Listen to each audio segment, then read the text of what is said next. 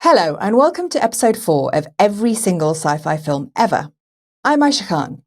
Today we'll be looking at a film from 1924, Soviet Russia, a silent sci-fi film called Aelita, Queen of Mars.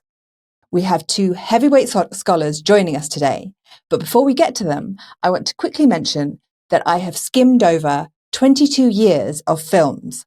Now, on my list, that's around 26 films, some of which are lost, some of which we will deal with later, but I have found a fantastic resource on YouTube, and you can find details of that in the show notes. It is called Mars Wants Movies on YouTube. So, let's start. I'm very excited about my guests. When I've been doing research, these names have come up everywhere. I may be quoting these people to themselves at some point in the show. So first of all, we have Denise Youngblood, who is a specialist of Russian and Soviet cinema from 1908 to the present day. She's written extensively on the topic, including 7 books and numerous articles and film reviews. She has a PhD from Stanford University and has taught and researched the topic for many years. How are you doing, Denise? I'm very happy to be here. This is one of my favorite subjects, and I'm looking forward to talking with you and Rachel about it. And joining her, we have Rachel Morley, who is Associate Professor at University College London's School of Slavonic and East European Studies. She is co-chair of the Cinema Research Group and has published widely presented papers and teaches many classes on Russian film. How are you doing, Rachel? Great, thanks. Thanks for the invitation. I'm really looking forward to this. And I think I might also be quoting Denise back at her as well. Thank you so much for being on the show, guys. I wanted to briefly mention why I chose Aelita Queen of Mars. It is very interesting to me because it's 1924, Soviet Russia. Now, Russia as a country has gone through the First World War, a revolution, a civil war, and then the leader of the revolution and the leader of Soviet Russia has died in January of 1924, and this film has been released in September. I think we'll start by going to Denise to find out a bit about the director.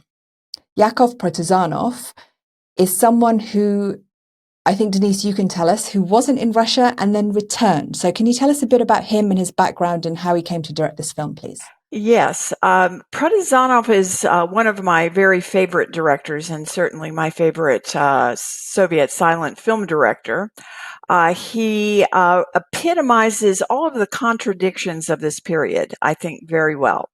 He was born in Moscow to a wealthy merchant family in 1881. He broke with his family. They wanted him to go into the family business. He ran off to Paris and studied filmmaking there. He learned filmmaking at the Pathé studio in Paris. He returned to Imperial Russia and became a major film director in the pre-revolutionary period. He was a director of enormously entertaining blockbusters. He was perhaps the most commercially successful director of that of the pre-revolutionary period. But when the Bolshevik Revolution occurred at the end of 1917,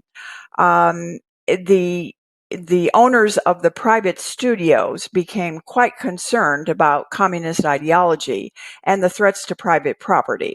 And so by the next year, 1918, when the country was in civil war, most of the studios decamped from Moscow and moved south to the Crimea, actually, and set up shop there. By the end of 1919, they decided it was too dangerous to remain, went to the West, to France, to Germany, and Protozanov went with them. And he did not return to Russia until he was invited to do so in 1923. What I find quite interesting, and we'll go into this when we go into the film, is that this first film, I think it was considered like there was a lot of hype around this film. This is a film coming out of Soviet Russia. There was lots of promotion, and they brought Protozanov back specifically for this. Can you tell us a bit about what it meant to Protozanov himself and also what it meant to the government at the time? Yeah, it's just a fascinating question because although the Soviet government nationalized the film industry in 1919, that doesn't mean much when you don't have anything left to nationalize. And so they're trying to rebuild the film industry. Lenin famously said, "Film is for us the most important of the arts." So they intended to put money into this, but everything was in a shambles. They were really having a problem. And so although most of the studios were nationalized, there was one semi-private one that was called the Metropolis studio. And it had money from a German communist workers organization. The head of that studio, Aelita, reached out to Protozanov, who was at that time in Paris. He had made a couple of films, actually, in Paris and in Berlin, but he wanted to come home. So Aelita lured him back with the promise of an unlimited budget to make a really spectacular film. And Protozanov threw himself into it wholeheartedly. The production was very, very, very expensive. And Protozanov just threw his heart and soul into making the film. And the Soviet government supported this because they wanted to make a huge splash. Here we are. We're back in the filmmaking business. We can make audience-pleasing films too. The critical response from communist critics wasn't quite what Protozanov hoped it would be. So I think this is the main thing, because when you think, okay, this is the first big film out of Soviet Russia, you expect it to be, and before I watched it, and I only watched it a few weeks ago for the first time ever in my life, I expected it to be doused heavily in kind of singular communist propaganda from start to end. And I didn't find it like that at all. Now, if you see, like the only name I would have associated with Soviet Russia at the time would have been Eisenstein and Battleship Potemkin and, those kind of films. But you've written about how Protozanov wasn't a communist, so he's come back. And also, we have to understand that, was this a time before people understood the restrictions of Soviet Russia? I mean, when the film critics are criticizing or considering it not a film that is true to Soviet Russia, is that quite a new thing? Are those people loyal? Are they kind of controlled by the government? What's happening here on a social level? Well, at this time, there's very little government control. That's going to come later. That will start around 1928. So there's a lot of conflict between the old and the new. Protozanov, who was pejoratively referred to as the Little Moscow Merchant, was absolutely not a communist. And the young directors, like Eisenstein, for example, just loathed him. They did not support the making of these heavily commercial crowd pleasers, and so this sharp contrast that you're noting really represents the turmoil in the Soviet cultural scene at that time, not just in film but throughout. Okay, let's head to Rachel for a bit. When I watched this film, I as I said, I expected it to be singular and telling me how wonderful communism is. And I found it to be really quite fragmented in what it was trying to tell me, because there is this whole, discussion of Mars. And the assumption is when people are listening to podcasts, don't be scared of spoilers, because there's always spoilers ahead. We assume people have followed the links and watched them. There's links in all the show notes. So the whole of Mars has got this kind of, overlords, workers being abused.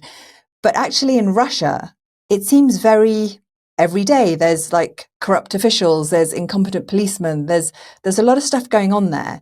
Can you tell us a bit about why you think there wasn't a cohesive message? Well, I think Denise, to pick up on Denise's point, what she mentioned about the timing of this film when it was made, it is a transitional period. This is early in Soviet film. So even though you think of the revolution happening in 1917, the industry as it had been structured before the revolution continued, and they were making films within that industry until at least 1919 in some cases. So this is an early Soviet film. So what I like about this period is there is this sense of filmmakers trying things out, trying to make films that do lots of different things, trying to make films that please audiences. They wanted to compete with foreign films for that purpose. They wanted people to come and see Soviet films for all different reasons, ideological ones probably, but also in order to get money to reinvest into the Soviet industry, which needed the money at this time to grow. And there's a real sort of sense of freedom and a sense of experimentation, not in the sense of the avant-garde directors of whom Eisenstein is one, and who would start their experiments later, after this film, really. But just in terms of trying to do lots of different things. And Protozanov knew what viewers wanted, as did other filmmakers working at this time, like Lev Kuleshov, for example, is a name who's often mentioned. And I think, so the film Aelita has survived. Its reputation is that it's the first Soviet science fiction film. Yes, it draws on the science fiction tropes and the science fiction genre. It's got characters who live on Mars. It's got this Martian princess and so on. But it's many other things as well. So you could view it as an everyday film, what the Russians called a bытовой film, where it's looking at everyday contemporary society. It's got elements of social commentary film. It's got elements of being a social problem film, raising questions about society. It's got elements of being a detective film, which viewers loved at the time. It's got comedy. It's got slapstick. It's got a cross-dressing scene where a man dresses up as a woman, which would have made audiences laugh. It's got loads of melodrama, harking back to pre-revolutionary films. You could even view it maybe as a parody of some of those pre-revolutionary films that Protozanov made, but also other directors. It wants to entertain. It wants to make money. It is experimental in lots of ways too. That's its other big reputation, is that it's this big avant-garde film.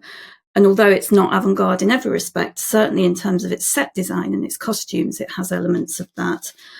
It's also maybe an early construction film, which would be a genre in the 1930s that were, people would make films about building sites and building the new society. So science fiction, I know this is a podcast about science fiction films, but it's actually one element of a much broader interest in this film, I think.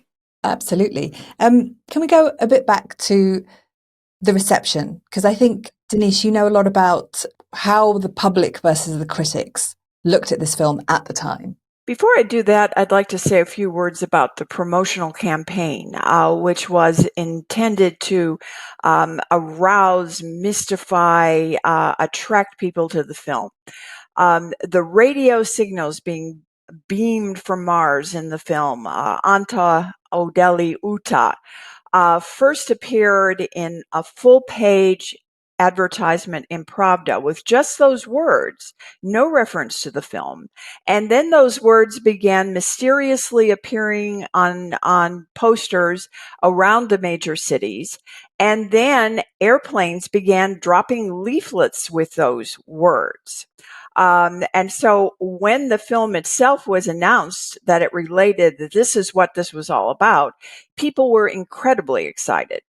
The studio had booked the largest, most luxurious cinema palaces in Moscow. There was a beautifully designed and printed program that detailed the production, bragged about how many meters of film had been shot, how much the film had cost. And right away, this was a setup for attracting the negative attention of the communist critics, which Protozanov was too inexperienced to realize was about to happen. And so there's a sharp split. Communist critics and young film directors who, like Eisenstein, like Kuleshov, as Rachel mentioned, they were incensed that a film like this sort of mishmash of old techniques and styles, was appearing in the new Soviet state, in the revolutionary state, and furthermore that this famous pre-revolutionary director had been brought back to make this film. And so they hated it. They criticized it. They saw it, as Rachel suggested, primarily as a critique of communist power, a critique of the revolution, not really as a sci-fi film. They also didn't like the fact it was so expensive either, did they? That's right. He used 22,000 meters of film Right. to produce a movie that was of 2,841 meters. And at the same time, people like Lev Kuleshov, who we keep mentioning, was conducting experiments without film because there was a shortage of film stock. Right. And his first film was also released in 1924, used existing footage, well, as Aelita does too. But here I have to stress that the Soviet state did not pay a penny for Aelita. This was paid for by the Metropolis studio, which was getting its money from abroad. On the other hand, audiences loved it. And early in my career, I did a great deal of research into audience reception in the 1920s. And the party, the Communist Party, used to send out people to observe audience reactions and to take notes on them.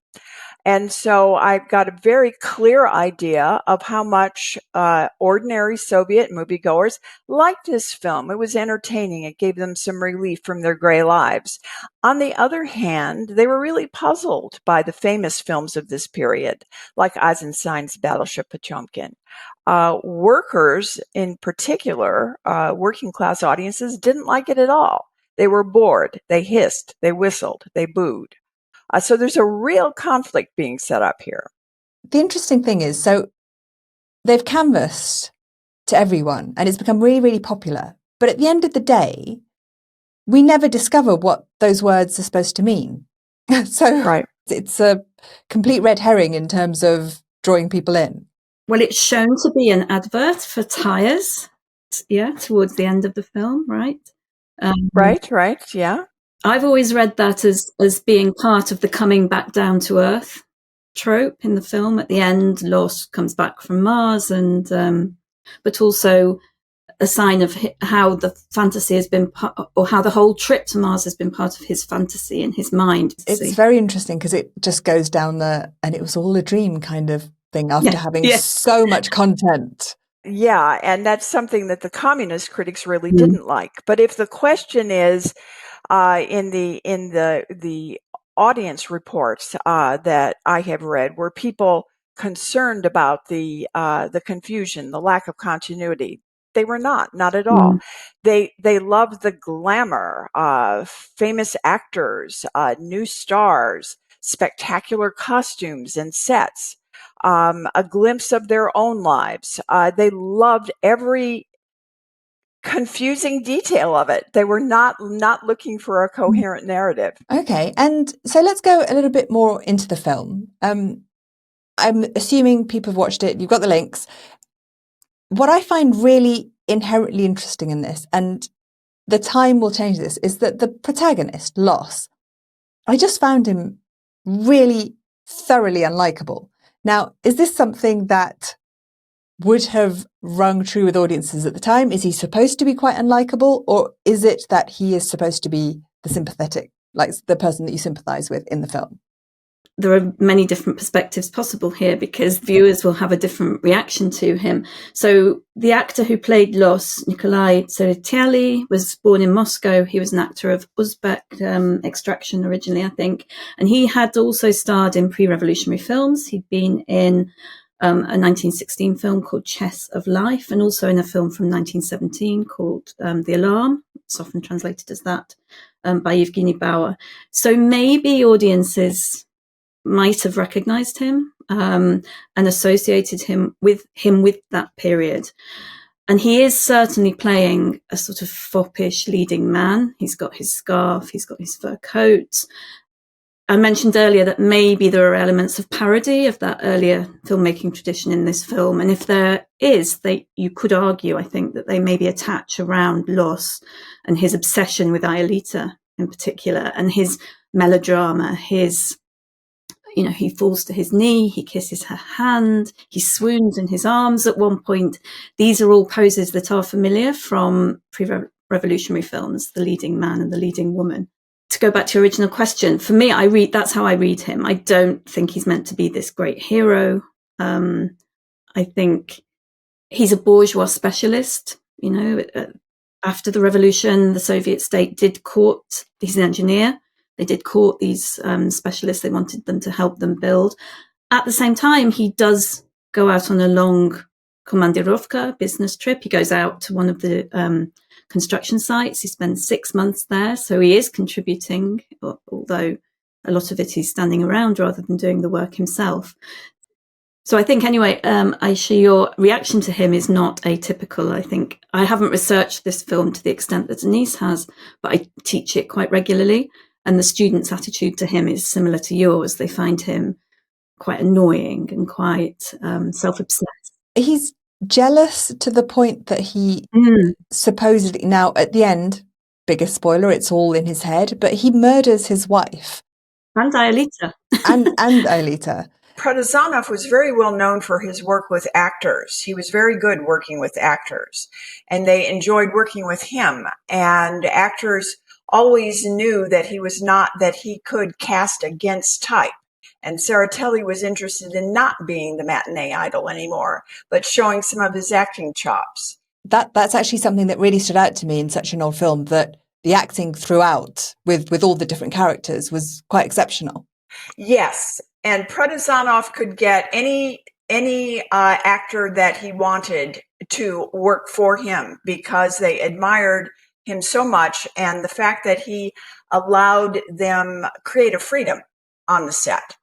And although Protozanov's, 1915, 1916 films tended to be very stereotypical, swashbuckling, heavily romantic blockbusters, after the revolution, he began experimenting in really interesting ways with anti-heroes.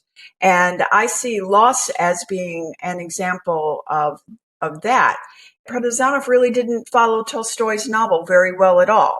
He made all sorts of changes. Tolstoy's novel was it was a novella, straight sci-fi.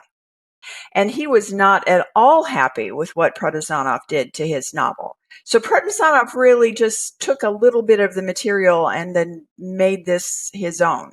And is it correct that in the novel, it's the character who became Lost, the engineer, who incites the revolution? Whereas in the film, it's Gusev, the Red Army soldier. So he's having that extracted from him as well in this film, which I think fits with your reading, Aisha. And so we've talked about loss. Now there's two, I would say, main female characters in this. One is Natasha, which is Loss's wife. And she seems to spend a lot of time doing a lot of kind of good work and then being at home with a corrupt official who is lodging with them. And this causes Loss to get increasingly more jealous.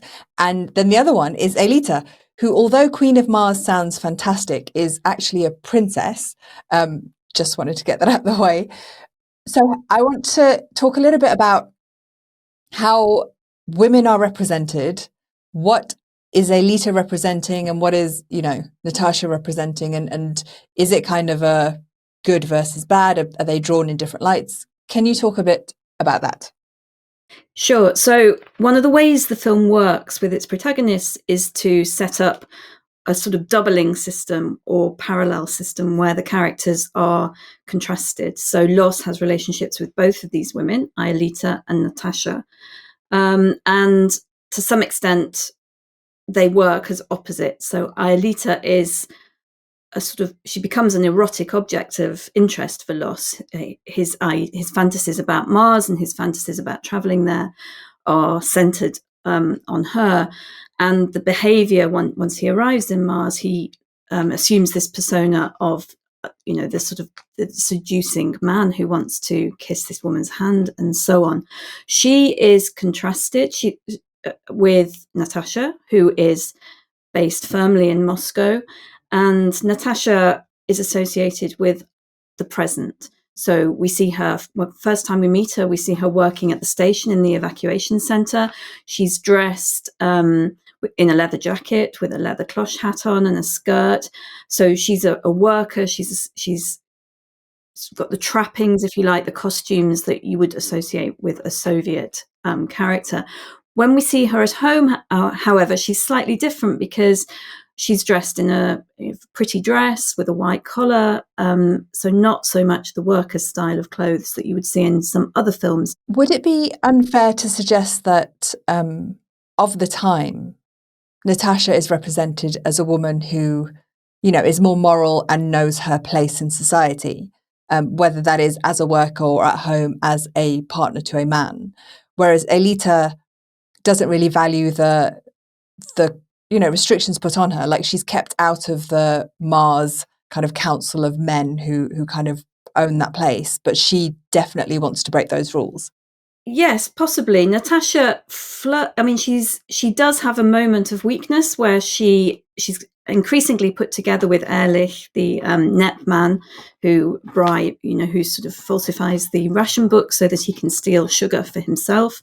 And she does eventually, because Loss is spending so much time dreaming about going to Mars, she spends more time with Ehrlich and does eventually accept his invitation to go to the ball, the illicit ball, which is a wonderful set piece moment in the film where we see the net men and the net menko, the women, enjoying themselves and having fun in their glamorous clothes. Yeah, I found that part really interesting because he is a government official and he's kind of lured her into this very kind of bourgeoisie party. But then the party scene's actually just quite fun. Yes. Again, is that Protozanov doing that on purpose? Is he going, well, we all deserve a bit of fun, but then it's that's what I'm saying about the cohesive message. I don't know what I'm being told. And that's interesting for something that's supposed to be communist propaganda, I guess. Well, the film was maybe not intended to be communist propaganda. The studio that made the film was more concerned with commercial success and making money. But she does have a moment of a pang of conscience. She looks at the shoes that the glamorous women are wearing. She compares them with the galoshes, the boots that she's seen people wearing when they arrive at the station. So, in the same way that the film is in a transitional space, so is Natasha's consciousness, if you like. Aelita, by contrast, so you suggested that we can read Aelita as this strong character. She sort of wants to be assert herself over the men, and there's definitely that too. And for me, as well as she's obviously a futuristic character, her costumes are extraordinary. For me, she is also part of the film's connections with the pre-revolutionary period as well. She's in quite a number of films from before the revolution. There are these very statuesque women who, I'm thinking in particular of a character from a film from 1914 called Silent Witnesses.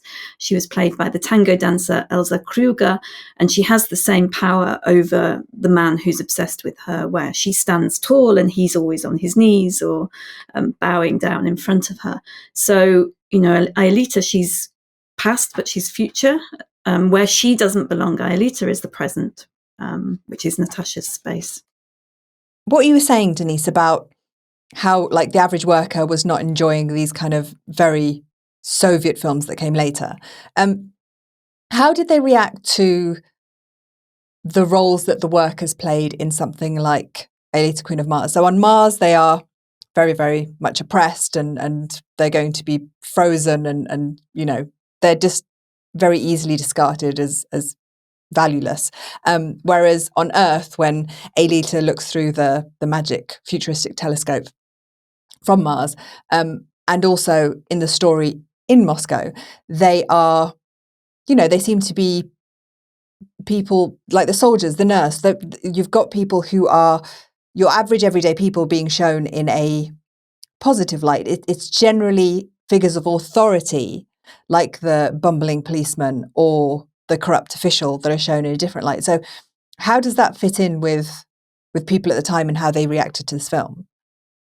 That's a really good question and a really complicated one. The workers did not exactly feel in 1924 that all of their sacrifices were paying off in the period of what was called the New Economic Policy. because of all these merchants who came back, these traders, the netmen, as they were called, driving around in their fancy cars, and the women were all dressed up and wearing fur coats. This was not the life of the worker, and so the contrast there that Protozanov shows affirms what they already know. And what they were looking for in entertainment, however, was a glimpse of what might be. And for them, what might be is not life on Mars. What might be is a better life for themselves materially. And so their feelings, I think, were as complicated as the characters in this film. And I think that although it seems it's not neat, it's not tidy, that Protozanov was doing a really good job of expressing the confusions and tensions in Soviet society at that time. If you were to get a feeling that Protozanov likes the average man, doesn't generally like the kind of regime, would that be a bit of a crass assumption to make? Is that me simplifying things way too far? I don't think so. Another interesting thing about Protozanov is that you can really project whatever you want to project on him and his films, because he was very smart. He didn't say much, and he didn't give interviews. When he was forced to, he'd reply with laughably few sentences. So you never really knew what he thought about anything. And that might explain his extraordinary longevity. For a person like him to have continued making movies and died a natural death in 1945, it's quite extraordinary. Yeah, spanning all those different periods of Right. Russia. Yeah, absolutely. Yeah.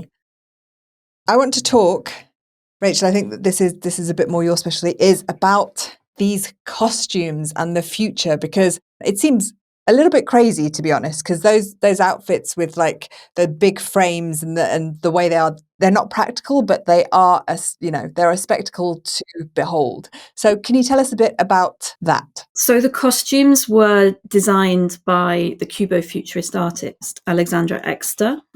She had also worked as a set designer before. She was associated with Cubism.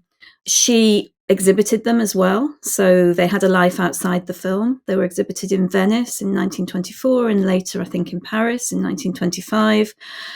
And she stamped her sort of mark on the film through those costumes.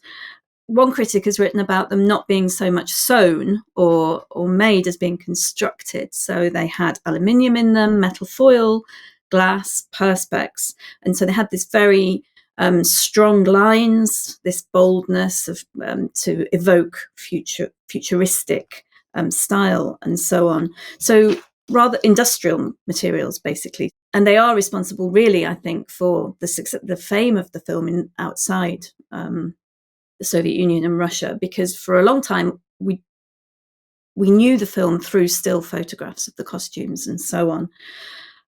She also, Exter, had made set designs, but in this film here, I'm really grateful to one of our postgraduate students at UCL, who's written a book, and she has done quite a lot of work into this film, looking at how the sets were designed. Initially, the plan was for there to be two different set designers, production designers, one who would focus on the sets in Moscow, and then one, I think he actually ran a competition, or not a competition per se, but Protozanov invited various different artists to submit proposals for the sets for the Mars sequences. And he liked the designs by a man called Isaac Rabinovich, and he really wanted to use those designs. And they were huge, extremely grandiose. And the German branch of of the production studio offered to pay for the sets to be built, and also offered studio space in Berlin where he could have built the sets. But in the end, the Soviet studio decided they didn't want to do that because it would have meant handing over the film's distribution internationally. They are really interesting. They were very hard to construct. Apparently 50 different craftsmen were used to build the sets, which was a lot. And one critic writing, or anonymous reviewer actually writing in Pravda, so the newspaper of the party, even compared the sets to Aida at the Bolshoi Theatre in terms of their opulence. So that was another sort of criticism, really, that they were too extensive. If we have a look at the influence of Aelita going forwards, can you talk a bit about that? I think Stalinism probably put a damper on the space theme. So the period that followed the 20s, when Stalin gradually took more control over the film industry through the 30s and 40s, and you tend to get, the protagonists are down on the ground, like Los at the end. They're building on Earth, and if they're conquering different places or different territories, it's part of the Soviet Union, so the Far East or the Arctic territories and so on. But Soviet science fiction film did resurface in the 1950s as part of the Thaw era under Nikita Khrushchev. And historians have it was part of the space race. Okay, so the space race that started in that period or just after. And Soviet historians emphasize that this focus on space actually was quite an important part of Khrushchev's attempts to de-Stalinize Soviet society, because the cult of the cosmos in this period sort of replaced the cult of Stalin, or pushed it to one side, and took on the tone of a secular religion, if you like, with the cosmonauts, the new heroes.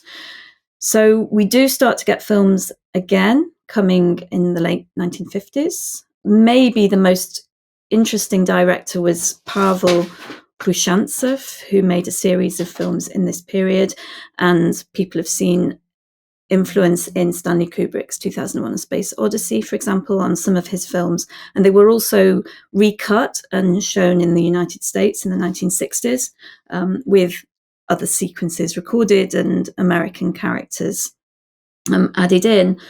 So you get films that start to become more like you think of when you think of science fiction. So, for example, a film called The Road to the Stars, there were special effects that we used to sort of tell the story of the Soviet space program, past, present, and future.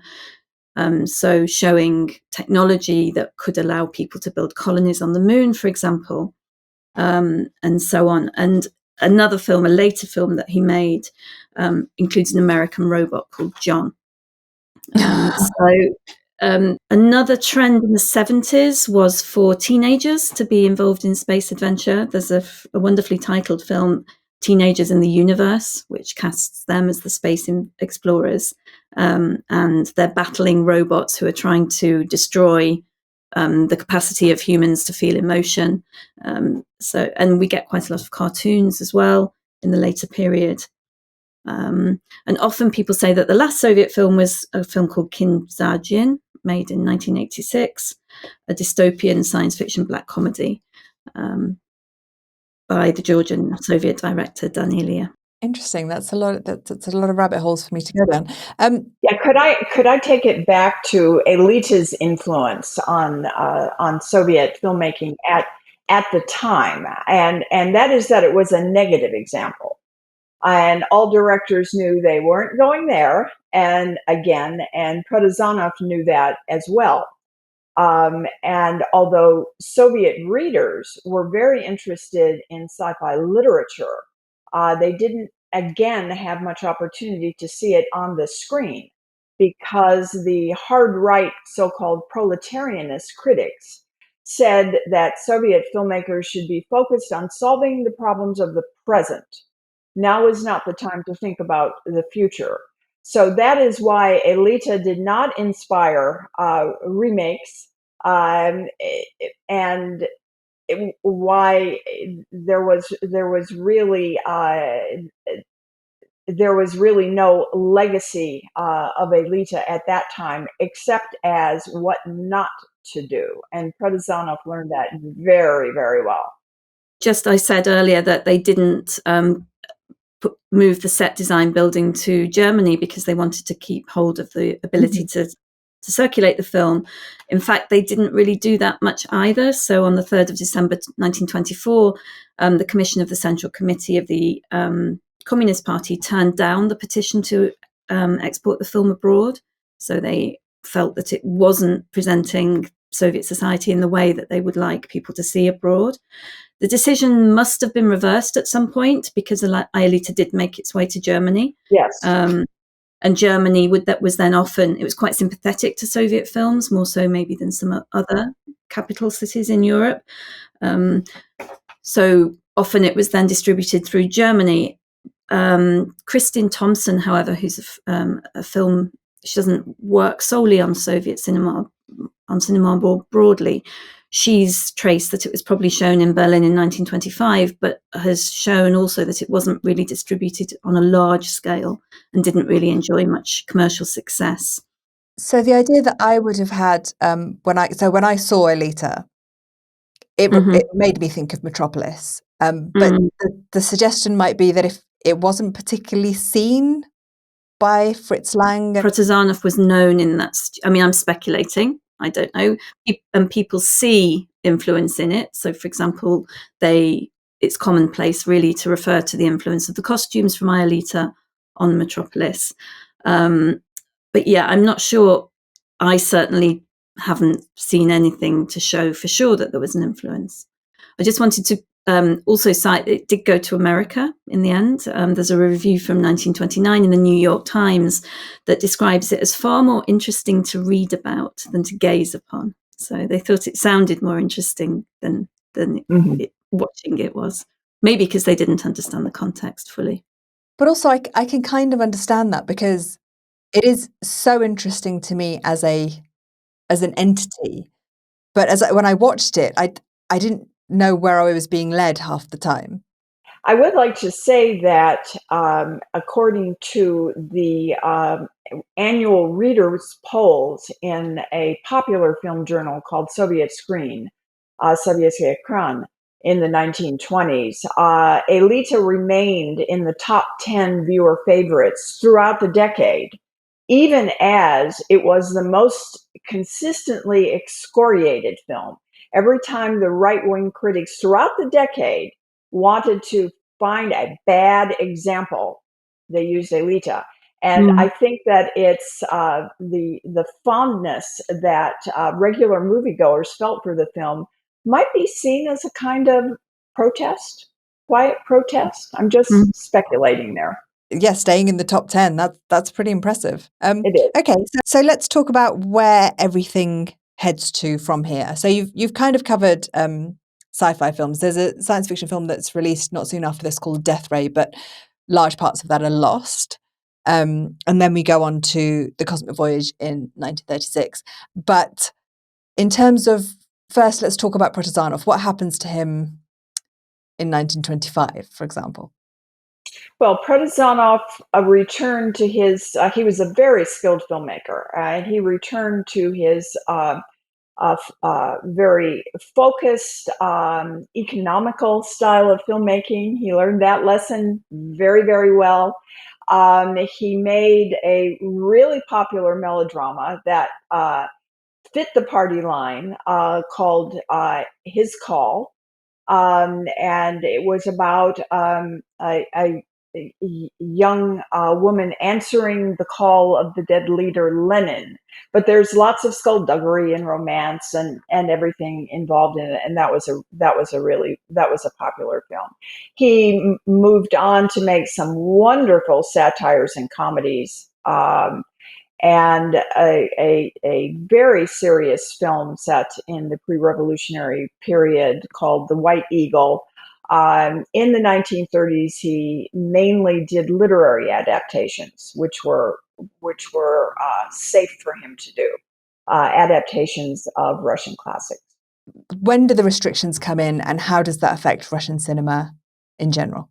Well, in 1928, the new economic policy came to an end, and that means this partially privatized, partially nationalized economy. And at the same time, we see what was called by them the Cultural Revolution. The Chinese did not come up with that term. This was a Soviet-Russian term. And what that meant was to bring the arts in the service of the state. And that was the language that was used. And the communist critics were unleashed both on the bourgeois specialists like Protozanov, but also on the young generation of great avant-garde filmmakers that we remember this era for. Both of them suffered, both groups suffered greatly.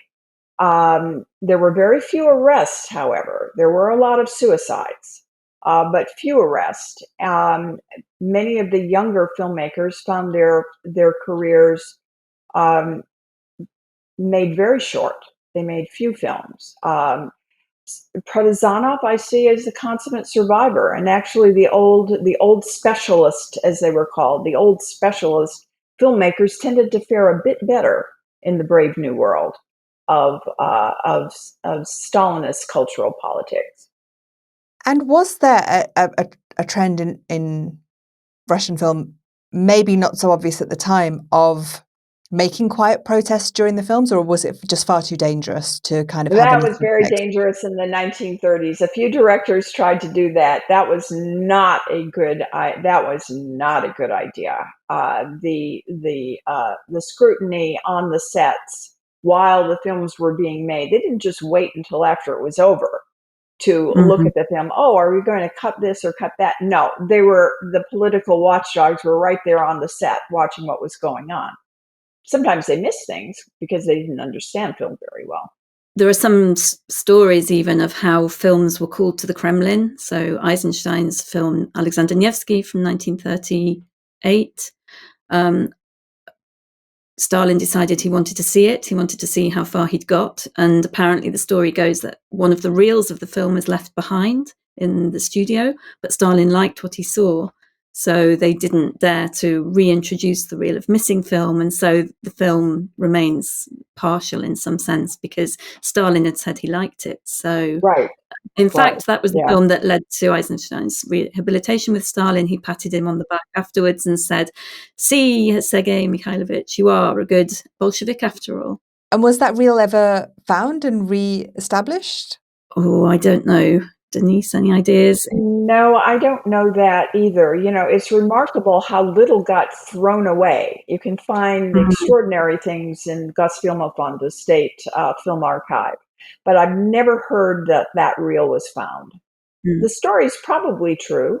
It might not be, but it sounds true to me because Stalin did things like that, and they were so afraid of him by that point, late 30s. Yeah. And so I want to go to you for any concluding thoughts on the film and the time of the discussion, anything. Let's start with Denise first.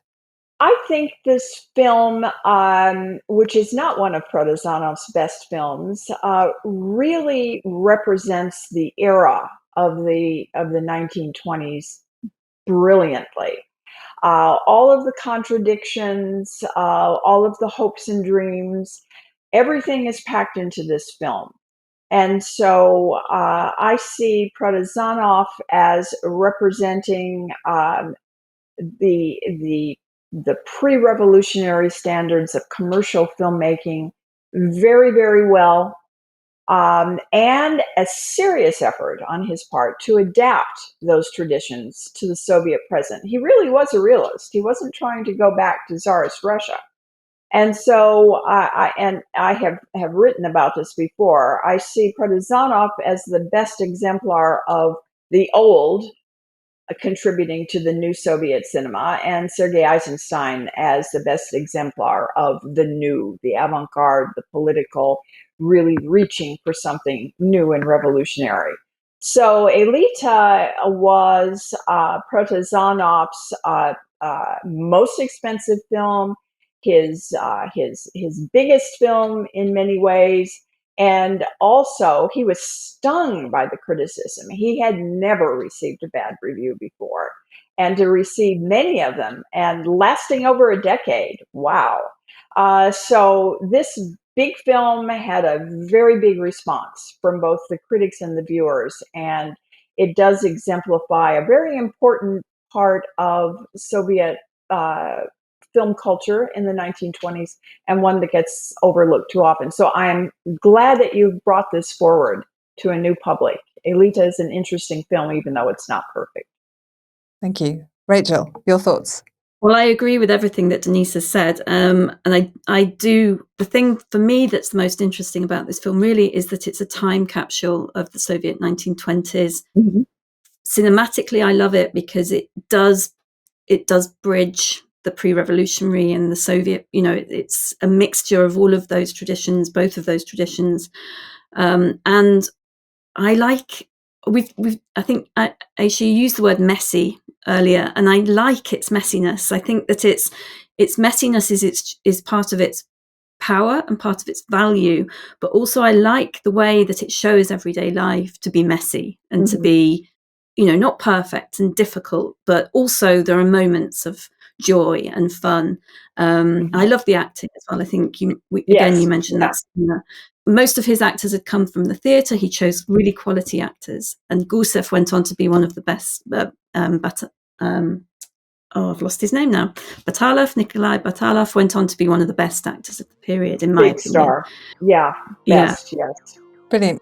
I would like to mention that the next film we will be watching is the infamous Metropolis, 1927. So I will leave a link in the show notes on where you can watch that. And if you would like to leave me a voice message, you can do that at a wonderful website. So you go to www.speakpipe.com/every sci-fi film. And huge thank you to Denise and to Rachel. Thank you. Thank you. And I'll see everyone next time. Bye-bye.